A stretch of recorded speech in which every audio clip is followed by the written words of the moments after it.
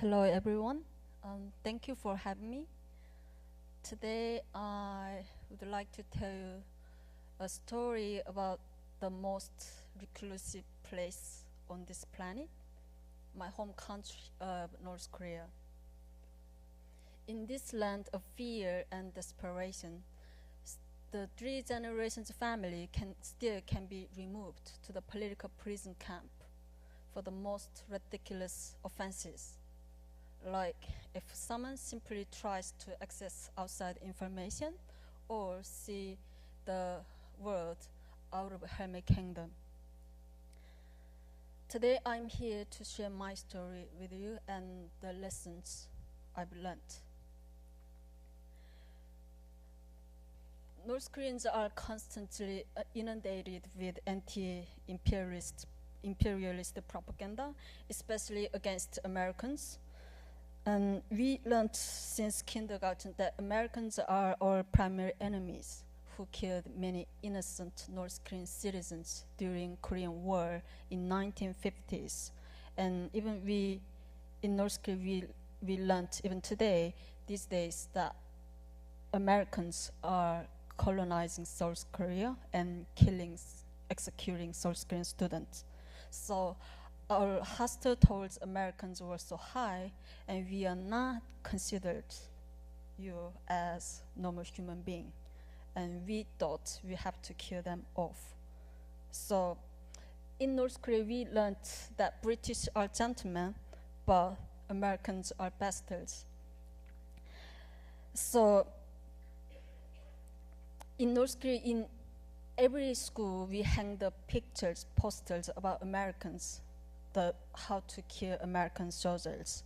And even today, we have rallies where people chant anti-American slogans, and children attack cardboards, American soldiers, and even sing hateful songs against the Americans. The world can't understand why North Korean people were crying after all dictators died. But those who grew up there, we completely understand. From the moment I was born, I was fed propaganda. And I believed that our dear leader was God, who didn't even go to the bathroom like us humans. But until I was 14, when I was 14, in 1994, our dear leader was died. At his funeral, I realized he was actually human like us. Otherwise, he couldn't die. It was a big realization in my life for the first time. And in North Korea, we cannot even fold newspapers because the dear leader's images appears on the papers every day. And we in every building and homes and public places in schools, we must hang the dear leader's pictures on the wall, and we bought to the pictures literally every day. And whenever I received gift from my parents, I never really thanked them, but instead I bought to their pictures because I believed all the good things came from my God.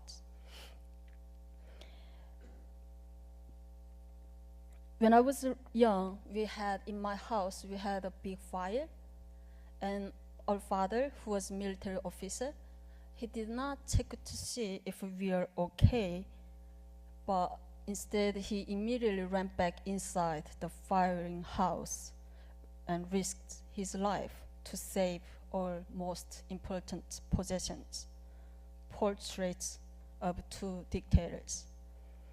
If he failed to save them, he would have been punished. But he was praised, not for rescuing his own children, but for saving the images of dictators. Nobody, including myself at the time, we thought that was strange. Nor was it strange to see the government officials with white gloves would come to every house and checked for dust on the pictures. But after I escaped the country, I realized that these are only small examples of how North Koreans are tragically oppressed and brainwashed. One of the most important things that as a North Korean we have to learn is that we cannot trust anyone. Friends, classmates, and neighbors are forced to criticize each other and spy on each other. So even when I was young, my mom used to train me not to say anything bad about the government or not to repeat any words I heard at home. She used to say, the words have ears and the fears have eyes. Also, speaking out against the regime also unthinkable. There's a lot of examples in North Korea. The entire family disappeared in the middle of the night, and they are just one of many family members were forcibly sent to the political prison camp. So one of my friend's fathers, actually he told his best friend when they were drinking, he said, this system is unfair, and the entire family was disappeared in the middle of the night. And the reality, many people who were sent to a political prison camp, they didn't even know why they were sent there and ruining their lives forever. And in North Korea, as a North Korean, we grew up with constant public executions. And it's mandatory to watch public execution. So I saw the first one at age 7 when a man was hanging by his neck under a bridge. And I saw the other public execution during the famine when the authorities shot a man in his head in front of his family. Because during the public execution, there's one rule: the immediate family had to be sit or stand in front of the very front line. So the executions keep remind me that I shouldn't do anything against our government. But ultimately, the biggest killer in North Korea is starvation, which has killed more than 1 million people from mid-1990s to early 2000s. The year I escaped my country, in 1997, I read a letter from a woman about her whole family was dying because they didn't eat any food for weeks. So the 5 family members were lying on the floor together and they were waiting to die. So it was the very first moment I realized that people in my country are suffering. And my most vivid memory from the famine, when I saw the lifeless woman lying on the street while her emaciated child in her arms looked at her mother's face hopelessly. I was so sad, and I placed some money to the child's lap, but I knew it wouldn't last. At the time, I still didn't know that the reason we were suffering because of our government failed system, but I strongly believed the regime's propaganda that the only reason we are suffering was because of American sanctions. Since I was living right next border with China, and China was the only country I could compare with my own, and I found out my television could pick up a few Chinese TV signals, and it's illegal in North Korea watching any foreign media contents. You can be even publicly executed for watching it. So every night I kept in my room and I blocked windows with thick extra blankets to prevent light, and I saw the TV. And the Chinese TV completely transformed my mind that China looked much more open and economically developed than my country. So I had a perfect reason to thought that my country is not the best in the world, because I learned daytime in school that my country is the best in the world. So After I escaped, that's the reason I escaped my country. So after I escaped to China, I escaped an arranged marriage when I was 19. And that day I didn't know where to go. And I thought I found my first job in my life. So I thought it was a good job, but soon to my horror, I realized it was brothel with many prostitutes serving many men. I still never forget a woman's terrified face who was taught me how to give a massage to a customer. After I told her that I will make a daily escape the same night, she told me, this is not the kind of place you can escape freely. But the next morning when I woke up, I outsmarted the brothel owner and I escaped after 24 hours. But in this kind of situation, the North Korean defectors are not very fortunate enough. And 3 years after I arriving in China, I was hunted by the Chinese police and I was actually captured by the Chinese police. And I was narrowly avoided being repatriated to North Korea by convincing them that I was actually a Chinese citizen. Thanks to countless hours that I studied Chinese, by the time my Chinese language abilities were good enough to answer those difficult questions and reading newspapers, including the dictations. After what seemed like an eternity, one police officer said to the another, this was a false report. So it was a very first miracle in my life. Due to all the dangers surrounding me, I had to change my name so many times. That's how I became the girl with the 7 names, and which is the title of my memoir. And talking about my memoir, what was the most difficult part of writing this story was about my family. I had to reopen deep emotional scars about my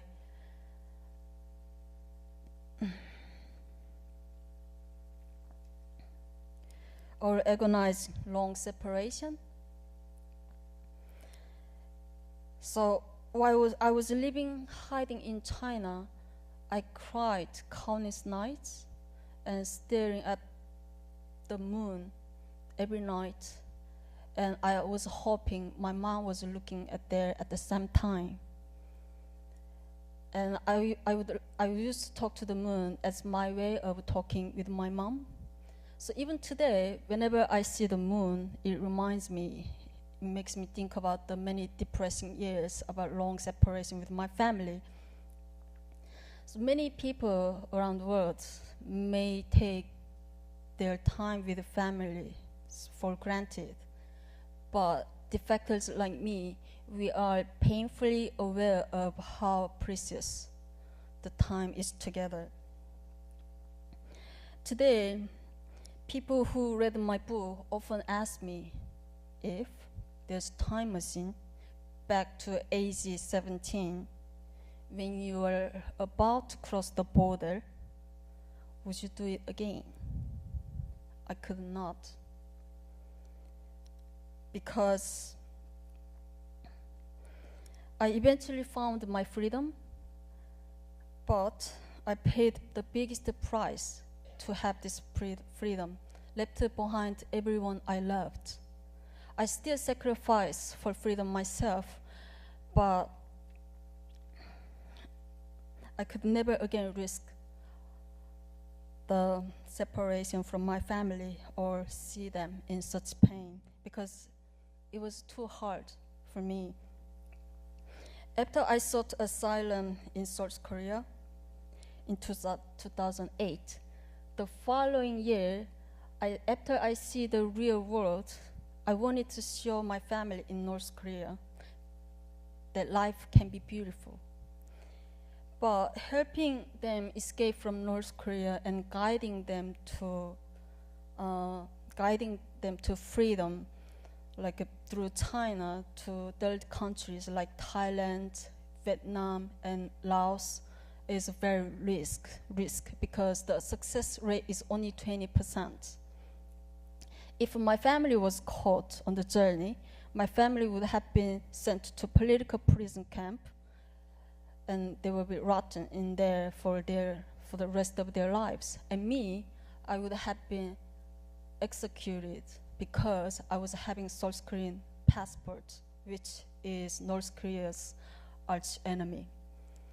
So even today, many North Korean defectors, when they're escaping the country, they are carrying poisons with them in case when they're caught, they wanted to end their lives. It's much better than suffering after repatriate to North Korea, suffering all the punishment for their lives.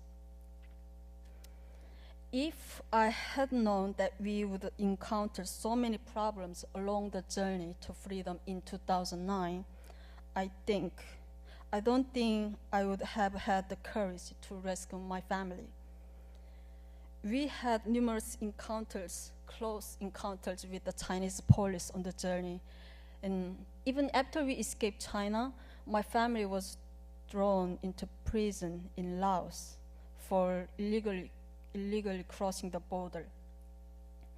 After 50 days of going back and forth between the Lao immigration office and the police station to negotiate my family's release, I couldn't pay the huge fine in the end, what the Lao government demanded. It's like my family would rot in prison at the moment. And I was so distraught, and the whole world seemed so dark. But the ray of sunshine came into my life when I needed it the most. An Australian man who was traveling in Southeast Asia, after he heard my story, he paid all the fine fees and bribes to rescue my family, including 3 other North Korean defectors, to be freed from the same prison. His good deeds changed my life completely. Before meeting him, I thought the whole world was so cold to me, but the moment, because of him, I realized the life is still worth living, and the angels, not only in movies or novels, actually they are working among us. Actually, after my TED Talk in 2013 in California, he found out my TED Talk. That's how he found me. So the same year, we would again reunited again on the TV show in Sydney. That's the picture I took in 2013. Living in North Korea is not like living another country. It's more like living another universe. I will never truly be free of its gravity, no matter how far I journey. On the outside, I might look normal, but on the inside, I am suffering enormous, unspeakable pain. Because to have this freedom, I paid enormous price. I lost all my relatives, friends, and I had to be separated from my family for 14 years and left behind 17 years of memories. Yet the pain stays with me wherever I go. These days, many people ask me about my perspectives on the freedom that I have today and what that means. Because I lost everything in the past. Sometimes I feel very little things are precious. For example, sitting in a coffee shop, having a cup of tea, and looking out the window at the blue sky, it makes me so happy. That's my freedom. Because when I was living in North Korea for 17 years, and when I was hiding in China for 10 years, I could never imagine that moment that I could have the cup of tea in my divided country.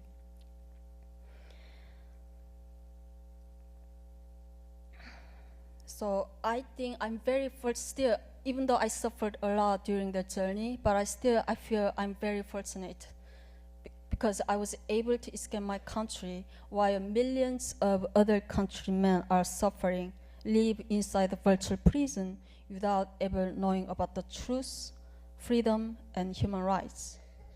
And even at this moment, countless North Korean women are sold as sex slaves in China and as trafficked brides to Chinese men, where the gender imbalance has driven up the demand for women. Because when we cross the border into China, we don't know how to speak Chinese and we don't know where to go. So the only human beings are waiting for us are human traffickers. One of my friends was sold as sex slaves right after she crossed the border when she was 16. And she was beaten constantly and she never got paid. But one of her customers felt sorry for her, so he helped her to make a daring escape. But in this kind of situation, this kind of story is extremely rare. So actually last year, September and between October, I rescued 2 female North Korean defectors who are forced to strip naked and serve to many men every day in Beijing. And by sending the field workers undercover posing as customer, I had some video clips of these despicable situations, which is too horrible to show to publicly. But I have some video shots to show you. So the girl I rescued from here, she's now 26. Her story is, after she crossed the border into China was 15, and she was sold to the 67 years old man, and she gave birth to his child. And this man sold her to another man in his 50s who had a masochistic pleasure of abusing her. And she gave birth to his child again. So right now, these days, she's luckily living in South Korea. She found her freedom. Also, I transport another North Korean female trafficked brides who became disabled after trying to jump out of her apartment to end her life.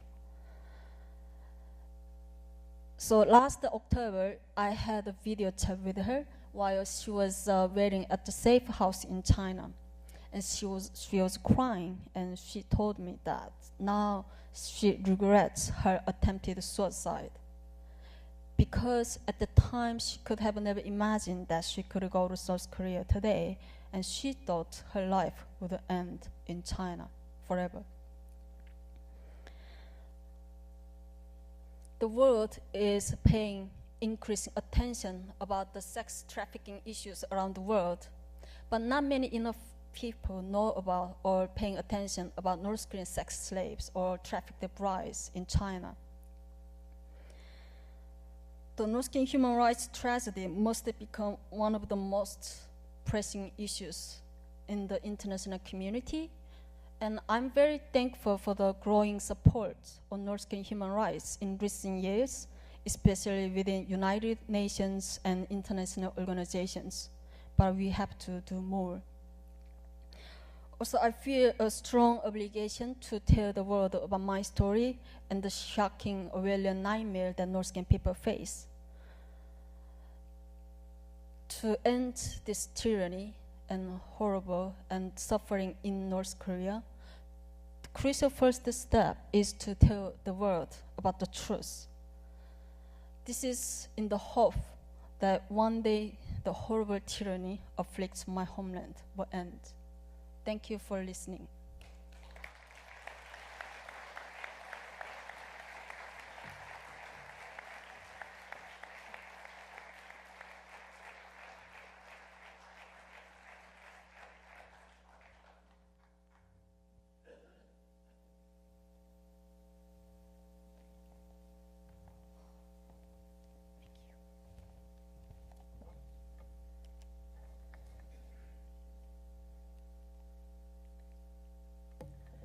We're going to have a slight change of tone in my speech.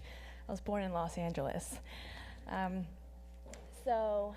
name's Jieun Baek, and 2 summers ago, I was dining in Seoul with 3 North Korean defectors in their 50s.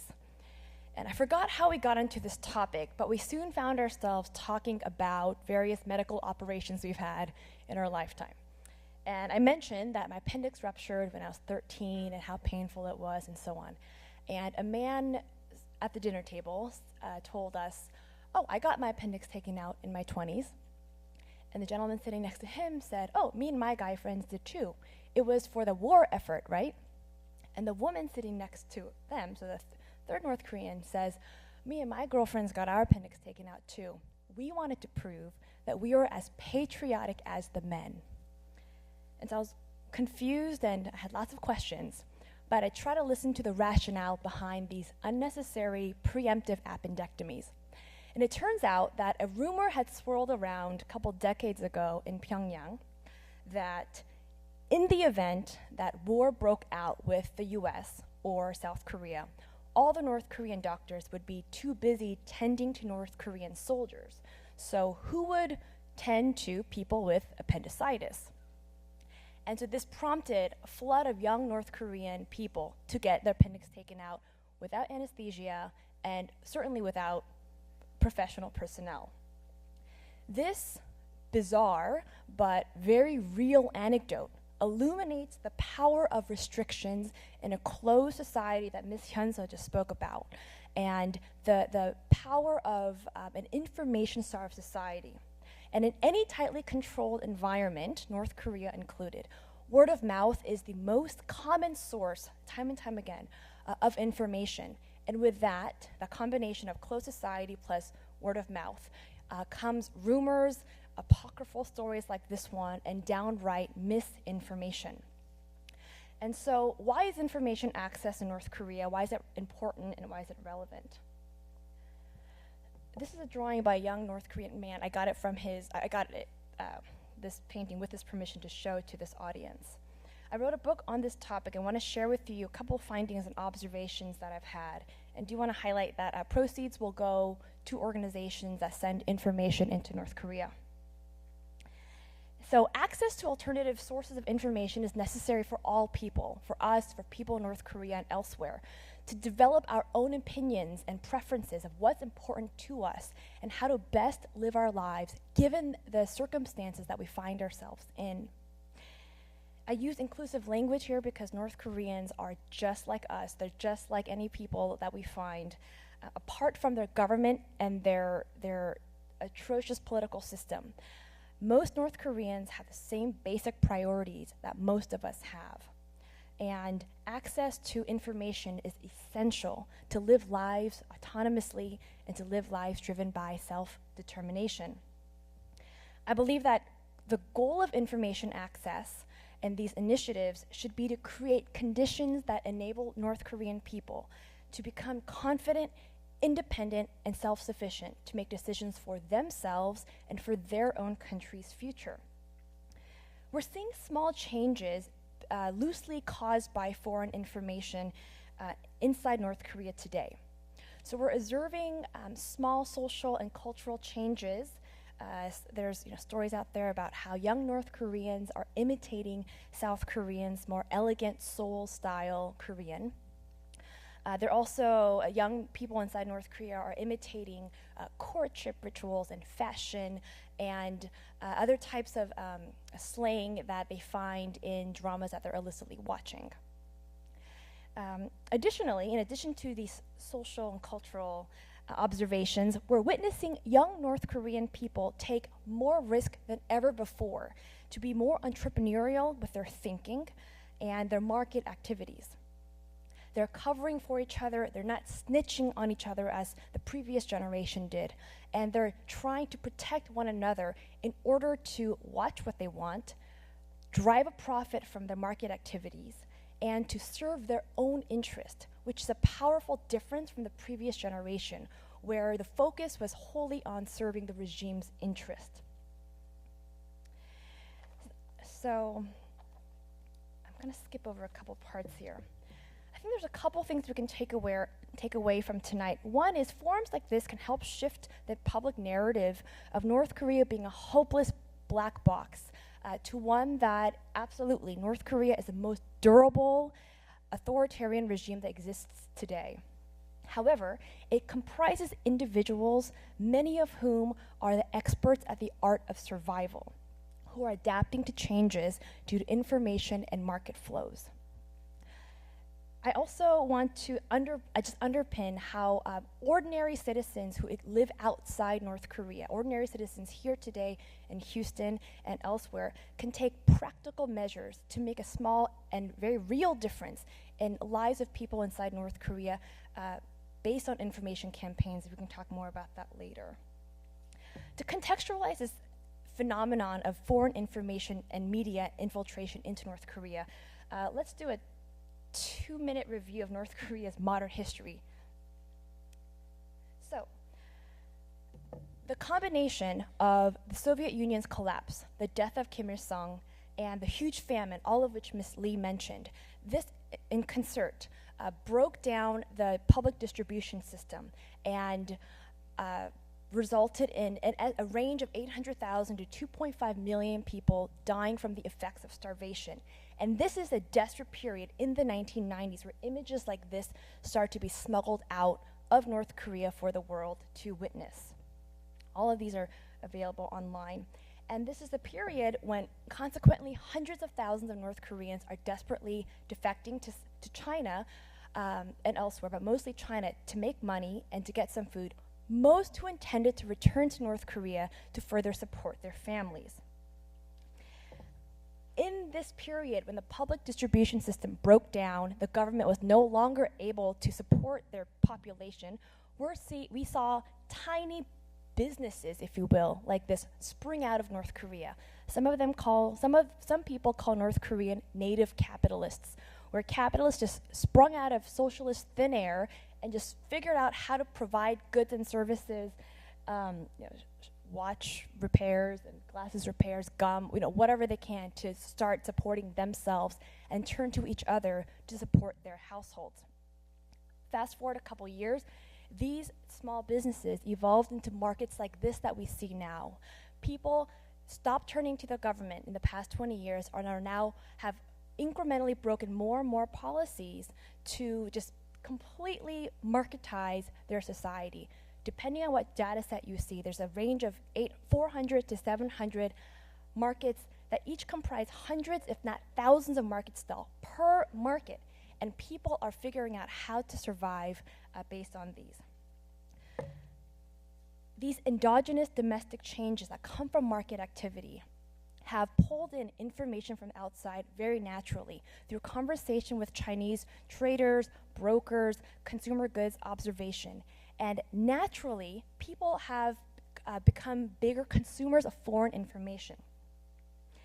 And I argue that this active flow of goods and information coming into North Korea is now playing a central role in changing the social consciousness of North Korean citizens, and it's sparking small but irreversible changes across this country. But remember, Ms. Lee has sufficiently stated that this state really is one like no other, and especially with regards to its monopoly over information. It completely monopolizes information production, consumption, and circulation, and criminalizes access to any unauthorized information. I mean, I have a laundry list of stats here, but essentially, they criminalize anything that's unauthorized.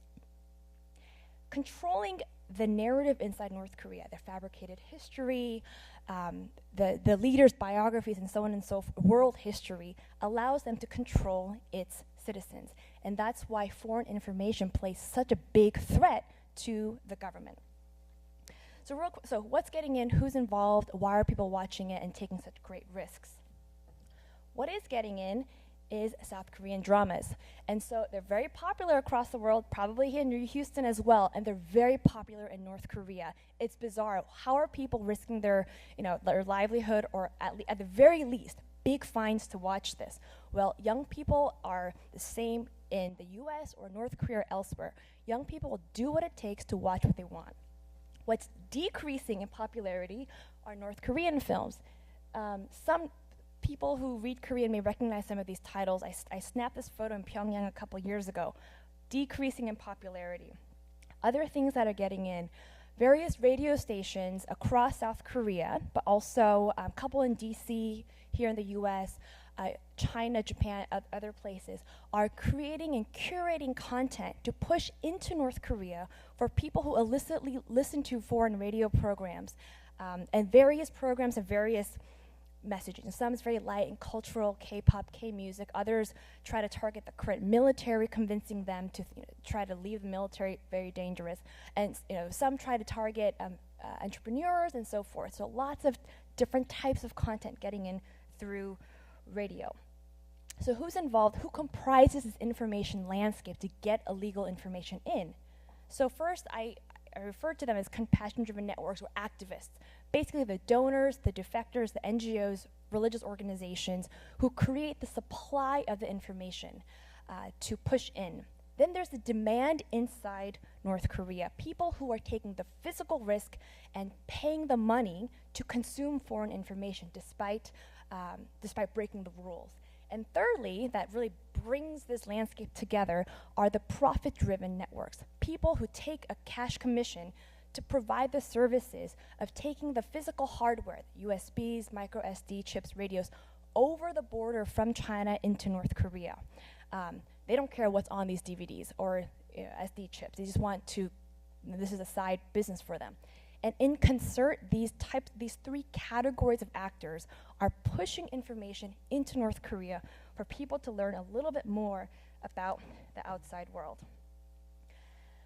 So just very briefly, how's it getting in? Foreign radio. Foreign radio themselves are smuggled in and sold on the market so people can access these radio programs from outside.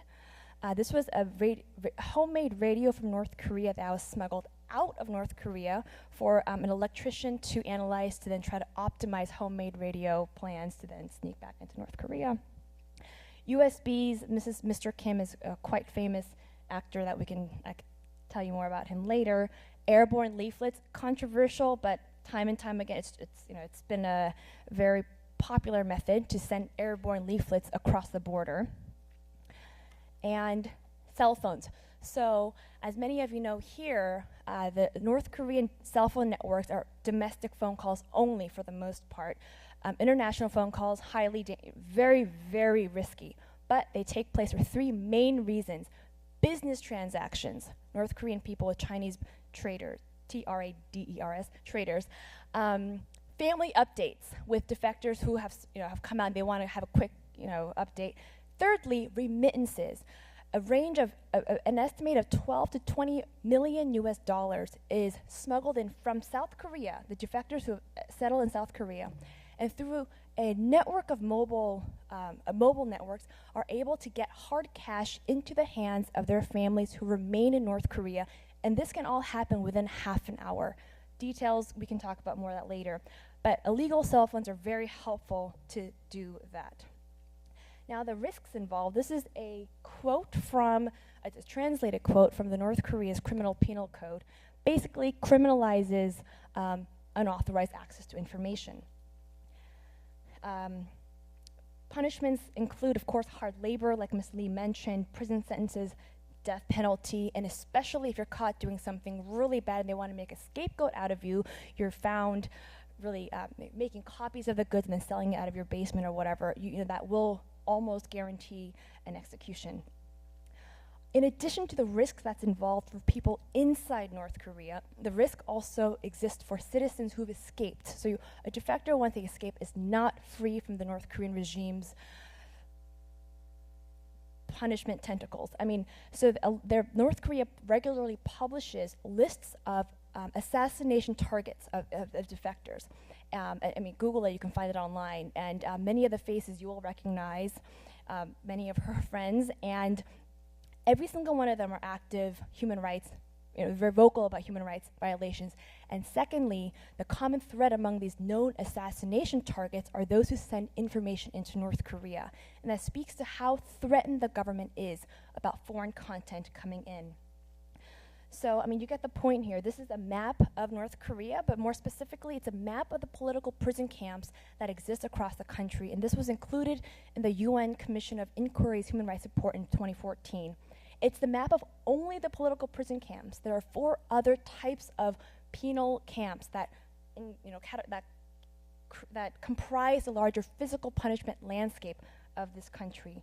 These are images of survivors from these political prison camps, some of whom were sent for information crimes, and these were submitted to the UN as testimonies and evidence of the existence of these camps, and they were accepted by the UN as real evidence. There are a couple future-looking points that I'll perhaps kind of slide into the Q&A section, but essentially, there's one. I asked lots of my interviewees and also just friends from North Korea, if so many of you and people who've defected and also people who remain in North Korea, if so many people illegally watch foreign information and it's so antithetical to what the government teaches its citizens, how could one either decide to stay, or at the very least, how can one be okay with living under such an unjust system? And the defection story, and I'll have Ms. Lee really answer that question, but in terms of how the cognitive dissonance point, someone answered it to me like this. He said, okay, let's take a Christian, and you can apply in a Muslim, a Jewish person, or Jehovah's Witness. Let's take a Christian. And this person believes in God, the Trinity, the church. They go to church every Sunday, try to live a pretty good life. But once in a while, or maybe not that once in a while, they drink too much, they curse, they say things they shouldn't be saying. But they sin, they break the biblical rules within the parameter of their faith. They may break church rules without never doubting their faith in God. Similarly, a lot of North Koreans, not all, many of them may may sin against the country by watching information that's pretty antithetical to the regime. But that may happen within the parameters of their skeletal faith in the system. And so the cognitive dissonance that people experience when having repeat exposure to foreign information, it's messy, it's confusing, it's sometimes very offensive, but also it's exciting. And it's no doubt the foreign information plants seeds of doubt in people's minds that will grow over time. And so, what's the point of this messy, nuanced, not a very difficult phenomenon? I'll end on this note. I'll have 2 North Korean people, their quotes answer that question. Why is this important? So this is a quote by Mr. Jang Jin-sung, Ms. Lee's good friend. He's a former North Korea propaganda official. His job was to create propaganda for his fellow citizens, and now he defected and does the opposite, sends information into North Korea. And he said the importance of foreign radio broadcasts is akin to a peaceful version of a nuclear bomb. And the last quote I'll leave you with is this. It's kind of long, but as you read it, I want to explain to you who the person is, Mr. Che. I met him multiple times. He is from a very, very devout political family from Pyongyang. I mean, he would tell me the conversations that he had at dinner where his parents would always say, if Kim asks you to die, we die. Long story short, they ended up defecting, and he's now the broadcast director of Free North Korea Radio out in Seoul, and he's now dedicating his life to send information of liberal values into this country. And so we've just skimmed the surface with my observations and also Ms. Lee's tremendous life story. So I'll end it here and pass it on to Michael for a more open discussion. Thank you.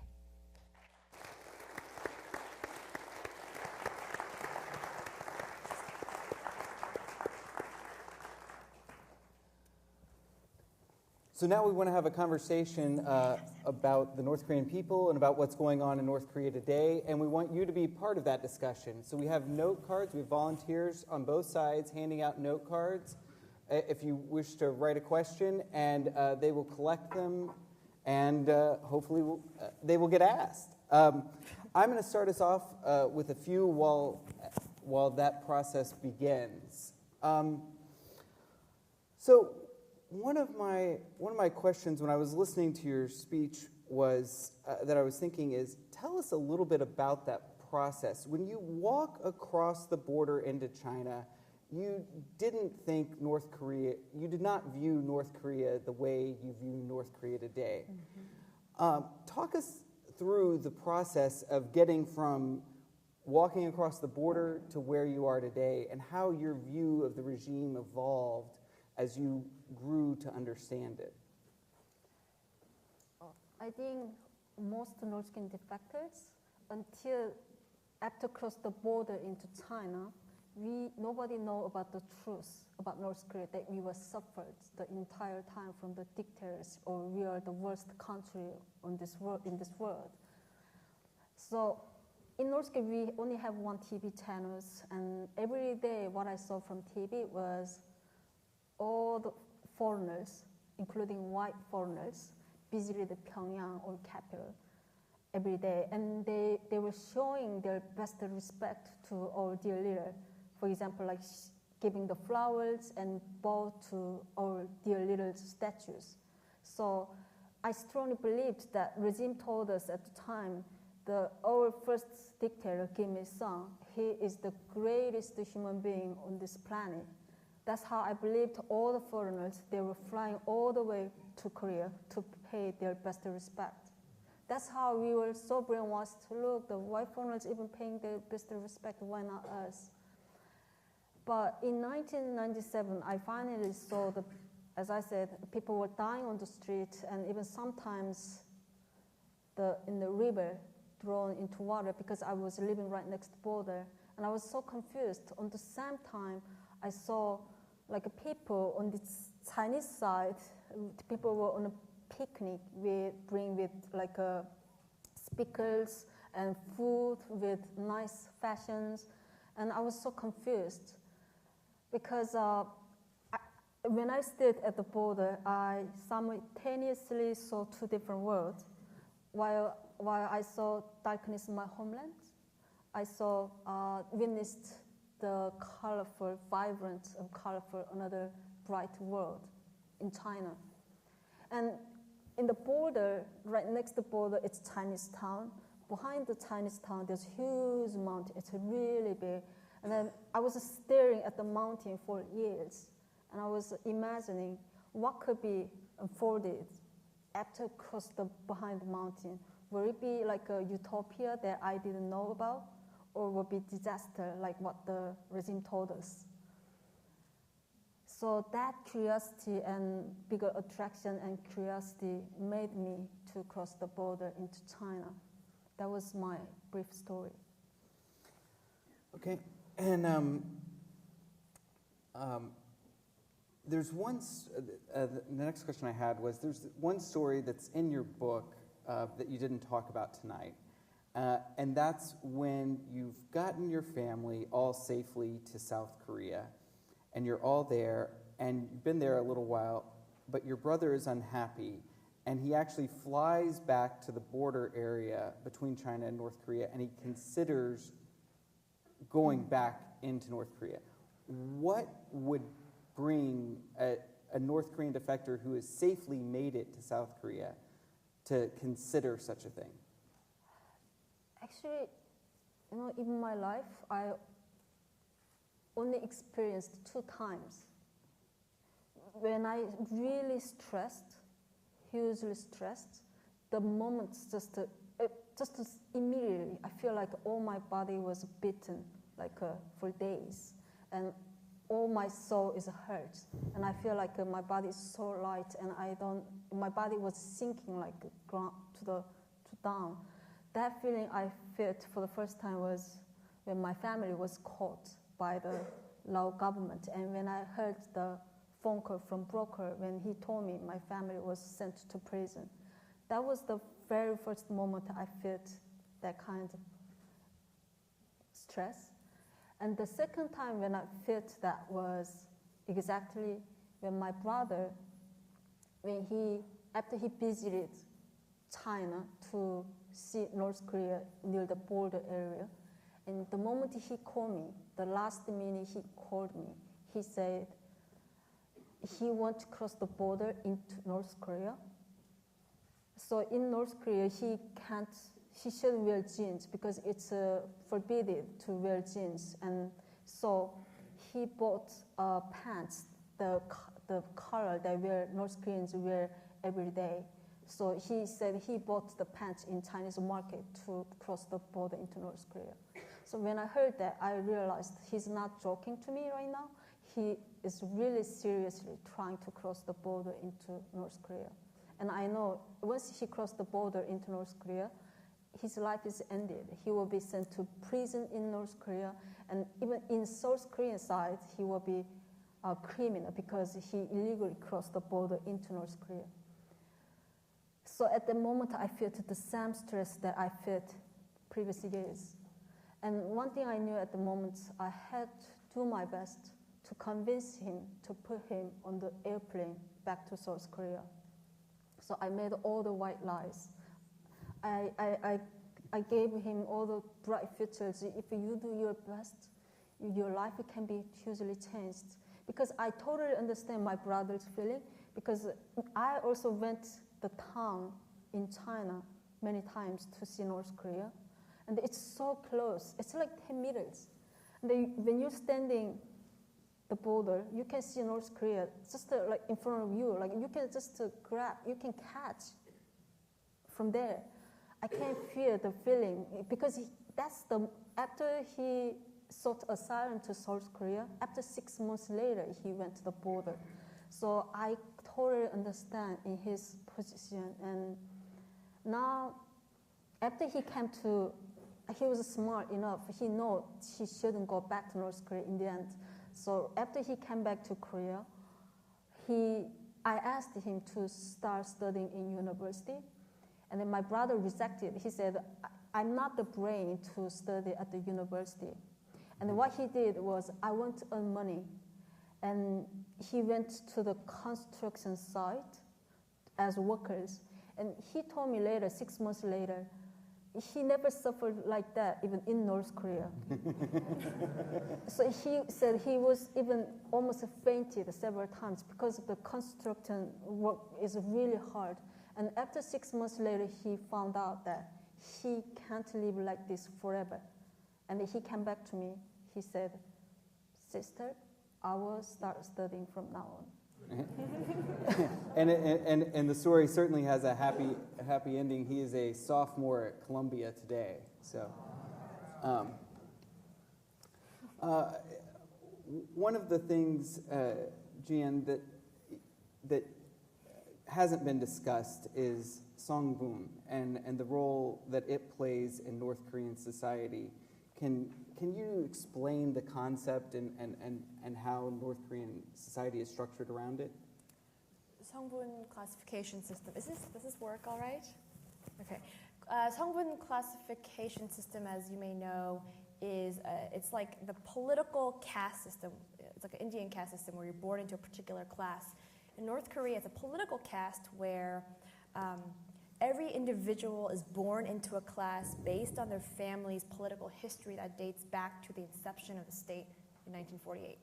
And so there are 51 very specific categories, but they're largely grouped in 3 main ones. So the top one is the loyal class. So basically, everyone from your great-grandparents till now, if no one made a mistake, then you'll be born into the loyal class. There's a wavering class, a political wavering class, and then there's the irredeemables or the hostile class. And every aspect of your life as a North Korean is essentially dictated based on what your class is.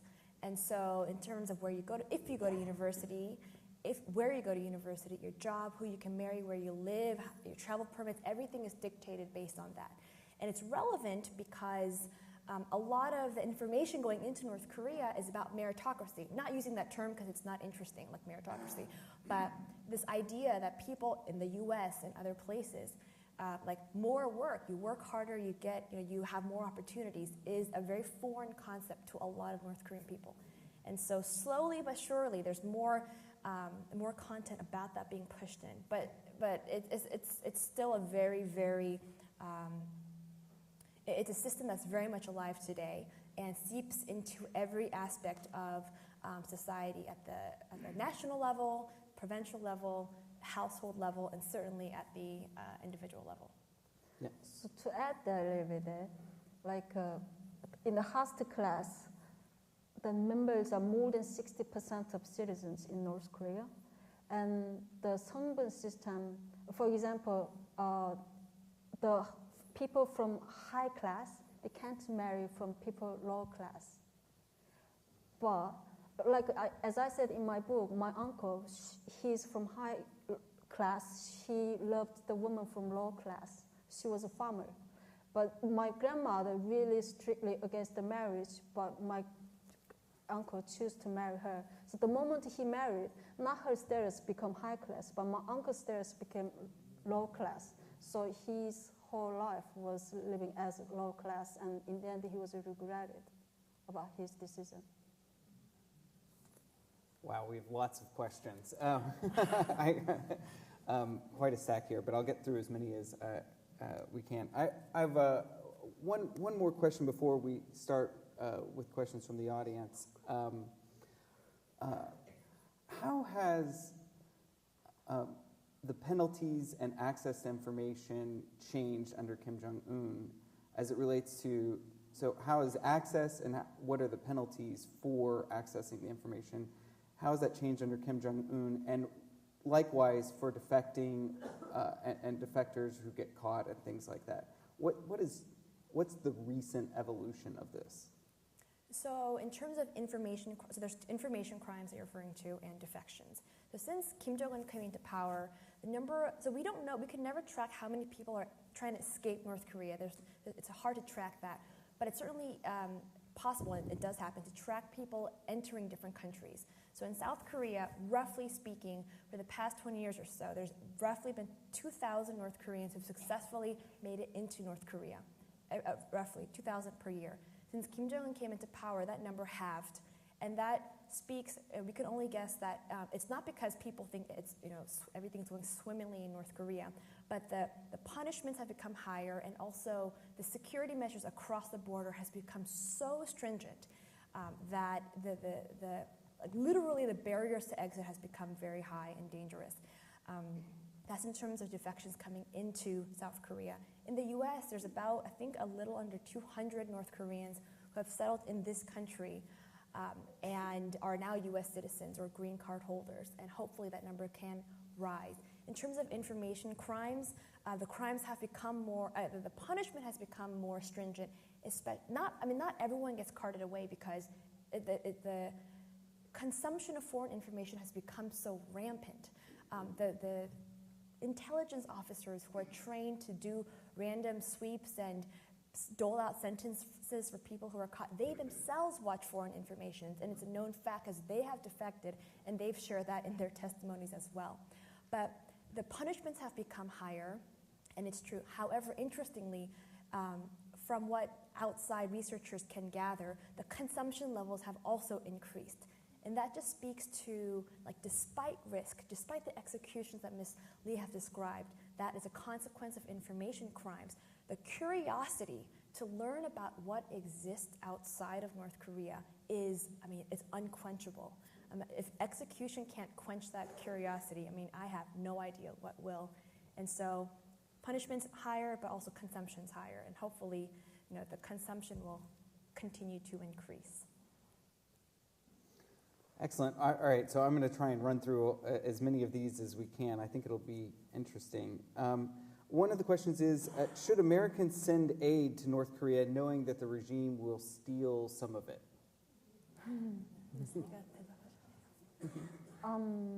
Yeah, this is a really complicated answer because a lot of controversy about this topic even today. I strongly against aid into North Korea because my mother herself worked at the national distribution company in North Korea.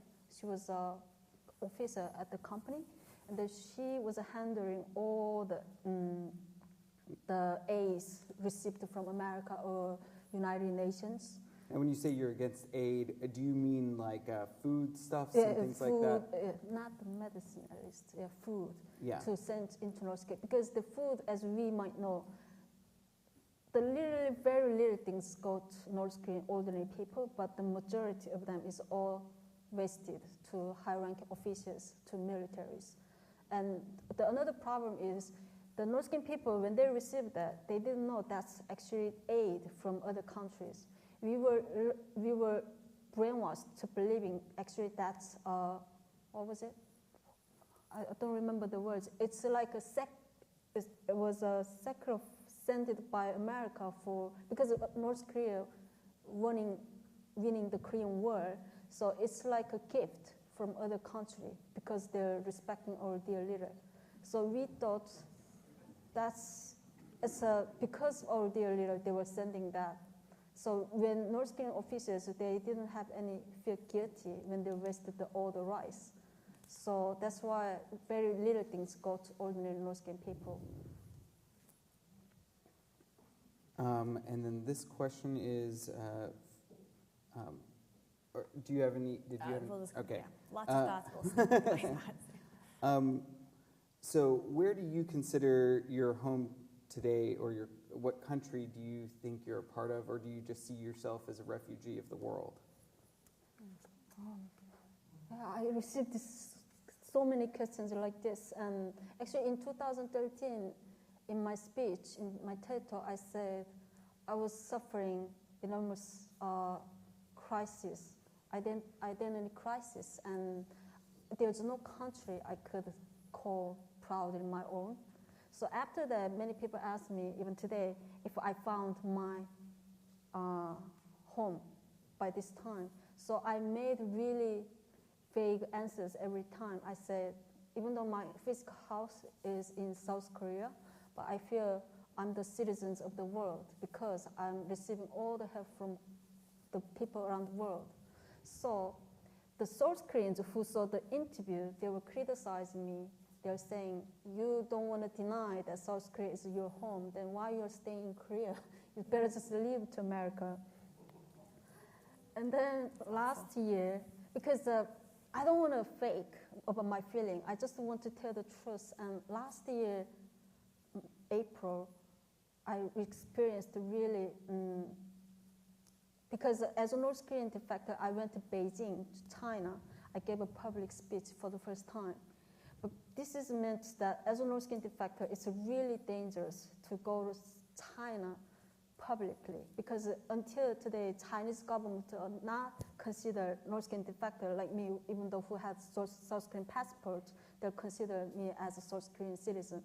They will consider me as a North Korean defector, and then they have any right to send me to prison or repatriate to North Korea. So I knew about this reality, and it took me 6 months to make the decision to go to China. And even though I gave a lot of speeches around the world, I feel China is maybe the place I had to deliver this speech, the messages. That's how I went to China. And briefly make short, I had to escape.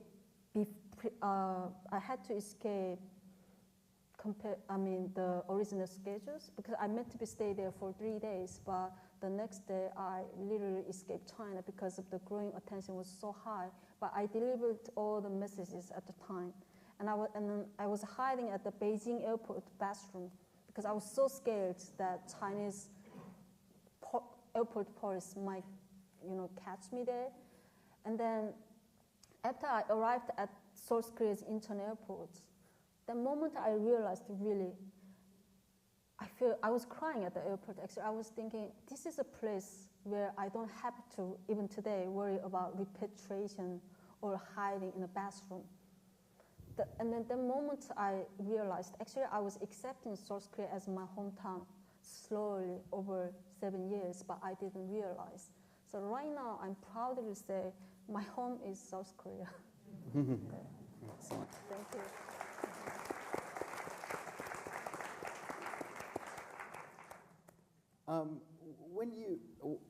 This question, a couple of different people asked, when you escaped to China, why was your family not punished, or exactly what happened to them, or how did they avoid getting punished because you left?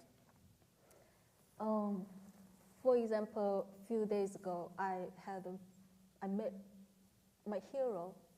A North Korean defector was really high-ranking officer who who escaped from North Korea in 2009, and it was huge. All North Korean people were shocking about his escape.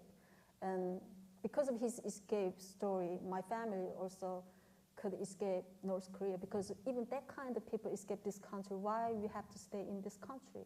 So I was dying to meet him, and finally a few days ago we met off the record in South Korea, and he told me that all the relatives in North Korea, including his 2 kids and wives, parents, were all sent to political prison camp.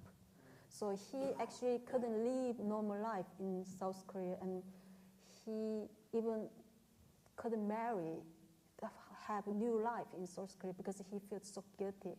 So my point is, depending on who you are in North Korea, like him, the high-ranking officers, really high-ranking officers, in that situation, their rest of family members in North Korea, sometimes 3 generations family can be really removed to the political prison camp. But my situation, I was just a high school girl at the time. That's why my family wasn't sent to political prison camp.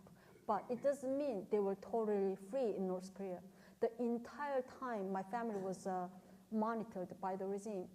For example, my mother's best friend, for 6 years, she was a spy for my mom. So she reported to the government every day what was my mother's schedule, if she went somewhere, everything. And 6 years later, she felt really sick of the job, and she told my mom finally actually what she was doing there for past years. And all the neighbors always looking at my family, because they thought maybe my family one day they were escaping the country. So that was like literally torture my family. That's the biggest reason in the end my family escaped the country. Another question that several people seem to touch on is, can you walk us through some sort of process of how you go from being brainwashed that North Koreans the greatest place, and that Americans in particular, and Americans and South Koreans are just the worst, and now you seem to have a fair amount of trust of Americans and South Koreans, and it's a big gap from you at age 14 in North Korea to today. Can you tell us a little bit about that process? How did you come to feel comfortable and call South Korea your home? I mean, when I was in North Korea, as I said in my speech, how South Koreans are colonized by America, and even not only that, we learned that people in South Korea and America dying on the street and dying in front of a hospital because they didn't have enough money to pay for tuitions or the hospital fees. And we learned that from the painted pictures on the textbook. So that's how we believed the outside world is disaster, as the regime said. Because even though our life in North Korea wasn't that fancy, but there's no comparison. We can't see the outside world. So we thought the life we had was just a normal life. Even we believed that was the great life. But after I escaped to China, when everybody told me about the reality in North Korea, how we were brainwashed, how North Korea was horrible, I couldn't accept that immediately because it took time for me to process slowly getting the information. Because one thing it changed me was the economic differences. Because I thought people were dying in South Korea, but actually I found out they're a really rich country in the world. That one thing is kind of struck me because of the economic gaps. And the other example is my mom, for example, who was brainwashed more than 50 years, who found only freedom 5 years ago. So last summer, she was in New York with me to see my brother, and she was sitting on the bench on the street, and she told me, I can't imagine. I was looking at the people on the street the whole day here, how they look normal human beings in America. Look so kind, just a normal human being, but how the regime told us, brainwashed every day, like they're just a human scum. So that's how our brainwash is slowly awakening every day, living in the society. I'm going to direct this question to you, Jieun. the picture that each of you paint in some regards almost appears to be like two separate countries. Can you maybe for everyone sort of tie your picture of North Korea with Ms. Lee's story? Yeah, that's a tall order, but yeah, I'll try. So basically, this is a very un-PC thing to say, but a lot of people will say the famine, which was absolutely horrific, was the worst and the best thing that happened to North Korea. Worst because it's obvious, and the human consequences were just unparalleled. However, best because that's what it took for individual citizens to look away from the government out of sheer necessity to survive and start to turn to themselves. And that out of just physical experience, people realized that that they couldn't depend on the government anymore. Their narrative was not real. So as the markets happened, as the markets sprung up, information come, that era is the modern, that's the era post-famine, and that's what I cover. That's what I've been talking about tonight and in the book. And so Ms. Lee, you skipped 97? 99, 97. So that's like towards the end of the height of the worst period of North Korea. And so that desperation kind of sparked these needs to then have people depend on grassroots marketization and through just market forces, supply and demand across country borders, stuff started to go in. And so we're kind of talking about contiguous periods. At the same time, I hope there's no one's misunderstanding that everything's going swimmingly in North Korea. Absolutely not. But the people who were born in that area, the 1990s, people refer to them as 장마당 generation. That translates to street market generation or the market generation. So the North Korean people who were born a little later than us, but like in the 1990s and after, who never went to their mom and said, give me a ration card, I'm going to get our food. They said to their mom, give me cash so I can go to the markets and get food, not let me go to the public distribution center. And so that era is that young street market generation, a market generation in North Korea, basically the people who are 20s or so play a pivotal role in the future of North Korea. But yeah, so we're talking about slightly different eras, but things are still very, very grim. I mean, to put it lightly. Thanks. I like this question. So, what is the single most subversive piece of information you wish could be communicated to the North Korean people? If you could sort of tell them one thing, what would you tell them, I think is what it's going for? Or what one media would you smuggle in? I'd like to hear from both of you on it. I think, in my opinion, still, even though there's a lot of media contents, foreign contents fled into North Korea, and then their loyalties is decreasing, still they are the most brainwashed human being on this planet.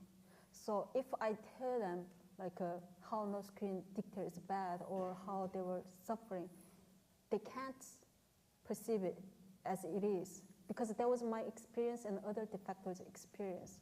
So the best thing is to let them know is instead of giving them messages or tell them as the visual contents, which is the dramas, source-skin dramas or Hollywood movies, the best. There's no words we need. So sending those informations into North Korea, they got that by themselves. I think in terms of subversive, I have to probably tag on to what she said. So I think visual and not direct messages is probably the most effective. And so a lot of people are kind of catching on to this. So there's a project in particular at Yale. There's a lot of similar projects, but one in particular at Yale, they're going to announce it later this week. But what they're doing, this small student group, is they're crowdsourcing video content from any willing participant based on themes. So like a prompt will come out, what does your ordinary Tuesday look like? And just various people from all ethnic, religious, country backgrounds. What does your Tuesday look like? What does your social network look like? Tell us about your mom. Tell us about your whatever. And they're piecing these crowd-sourced video footage together, editing it. So there's this long, and then there's like fun music along with it. And it's just video content of ordinary life, of ordinary people from all over the world in New Haven. and then that's them being partnered with an organization run by defectors that load onto USBs and smuggle it into North Korea. That, I think, is very subversive. There's no political messages. It's just people who are watching it will pick up whatever they want from this type of content. From fashion, some people could focus on the cars in the street. Oh, there's traffic jam. That's crazy. Food, whatever. That, I think, is the type of content that's quite subversive and, more importantly, is replicable by anyone, any citizen, starting like right now. And so, as a quick tip, so it's very possible. So I think that type of ordinary footage by ordinary people could really open up the minds of some folks in this country. Yeah, I mean, if I just had to chime in 2 seconds on that, it would be, I think it's much more a quantity and a repeated exposure rather than one special silver bullet that will enlighten them. I think it's much more a quantity of information over an extended time period rather than one single thing. Although I have to say, I'll put in a little plug for one of my favorites, which is I love Wikipedia and the offline version of Wikipedia because, again, it is not political. It doesn't make any statement, but it's incredibly subversive, and it's so obviously not propaganda as far as I'm concerned. I mean, because there's so much just ordinary information in it. So the last question that we have is, which we got numerous times, is, Jieun, tell us what Texans can do to get involved to make the situation better. We've heard a lot of negative things, but let's hear what we can do about it. So I want to have Ms. Lee add to this as well. So I'm from California, and it's my first time coming to Texas. And Texans, as you may know, have a stereotype and reputation of being some of the friendliest people on this planet. And so I think just to add to this, trying to, just getting involved, that can, there's a huge spectrum of what involvement means. You could be learning more and just becoming more aware. That in itself is engagement.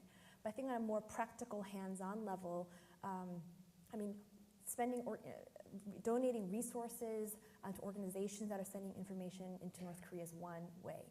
Another way is ideas. A lot of these organizations, especially run by former North Koreans, trying to send information in and all this, they need ideas, not just about content, but how to get it in.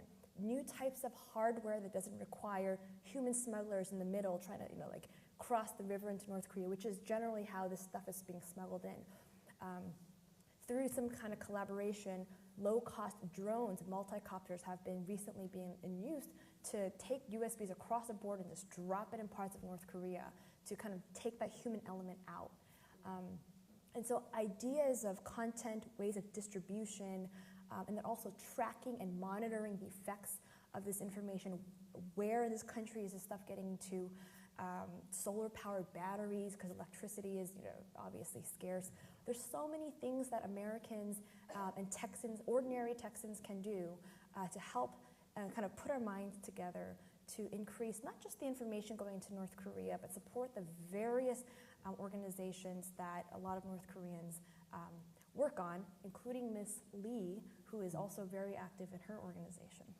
And so, what do you think that Texans can do? Yeah, to add that,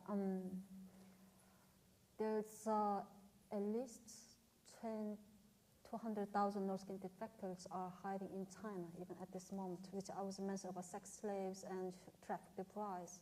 So they die to come to South Korea, but they don't know how to get to South Korea, and they don't have money. That's why there's some organizations already doing that work for 20 years already, but only 10% of defectors literally made to South Korea, which 30,000 defectors are living in South Korea these days. So the rest of them are hiding in China. So the rescuing humans' lives is the most important thing that we have to do. So yeah, that's what I wanted to help if I could, and which I started already. So if you donate to those organizations who are rescuing their lives, it's really also important. Yeah, just want to kind of wrap it up by saying that it is, the more you study North Korea, the more you read about it, the more you listen to people's testimonies and their precious stories, it seems like a God-forsaken, hopeless place. And to many degrees, it very much is. However, because it is so closed, counterintuitively, it provides that much more opportunities for non-government actors, for ordinary citizens, students, young people, not so young people, to get involved in practical ways and really create practical change. And it doesn't necessarily mean digging into your pockets. There's so many ways to get involved. We've touched on some, and so yeah, there's plenty of opportunities for good Texans to get involved. Also, please share our story on social media. We have a great tools: Facebook, Twitter, LinkedIn. Please share it. That's what I want to raise awareness.